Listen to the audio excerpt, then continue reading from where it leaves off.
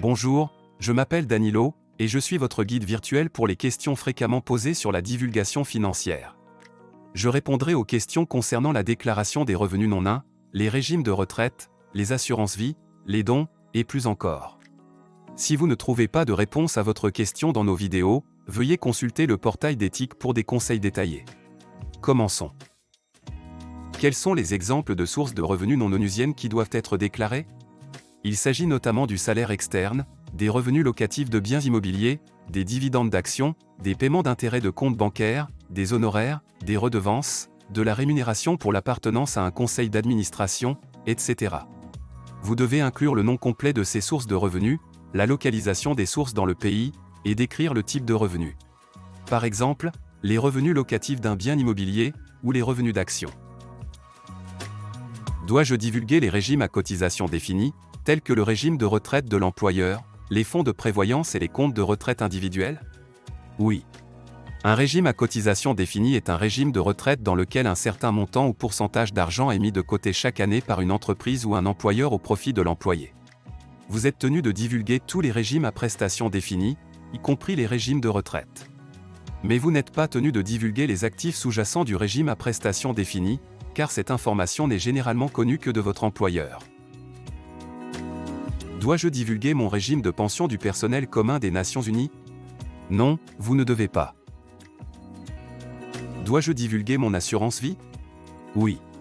Vous devez divulguer le nom de la compagnie d'assurance vie auprès de laquelle vous détenez une police, et préciser s'il s'agit d'une police temporaire ou entière.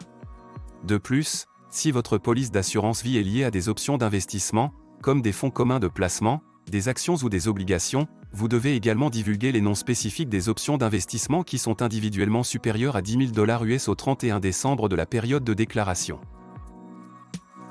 Suis-je tenu de divulguer les cadeaux personnels?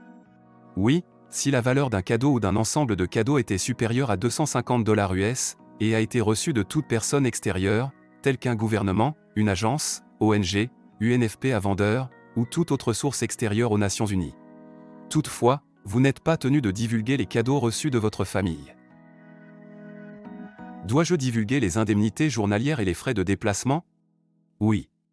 Vous êtes tenu de déclarer toute forme de supplément direct ou indirect, y compris le logement subventionné, les indemnités journalières, les remboursements, les divertissements, les frais de voyage, les faveurs, les avantages, les rémunérations ou les contributions en nature provenant d'un gouvernement, d'une agence extérieure ou d'une autre source non onusienne, d'un montant total de 250 $ US ou plus.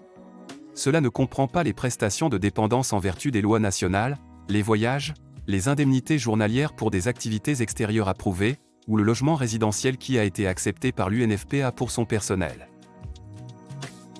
Dois-je déclarer les hypothèques sur ma résidence ou ma maison de vacances? Oui. Vous devez déclarer l'hypothèque sur tous les biens, y compris votre résidence principale et tout terrain possédé avec une hypothèque supérieure à 50 000 $ US au 31 décembre de l'année de déclaration. Cela inclut les hypothèques détenues auprès de l'UNFCU. Devez-vous déclarer votre ligne de crédit? Il n'est pas nécessaire de le faire. Toutefois, si vous utilisez une ligne de crédit, vous devez déclarer la part de crédit utilisée, si elle est supérieure à 50 000 $ US au 31 décembre de l'année de déclaration. Que faire si mon conseiller financier prend toutes mes décisions d'investissement et que je ne sais pas quels sont mes avoirs? Dans ce cas, vous devez contacter votre conseiller financier ou examiner vos relevés de compte et divulguer tous les avoirs individuellement égaux ou supérieurs à 10 000 $ US au 31 décembre de l'année de déclaration. Nous vous remercions d'avoir pris le temps de consulter nos réponses aux questions fréquemment posées sur le FDP. Si vous avez encore besoin d'aide pour remplir votre formulaire, veuillez consulter la page divulgation financière sur le portail éthique. Vous pouvez également contacter Katrina Waiters pour une assistance directe.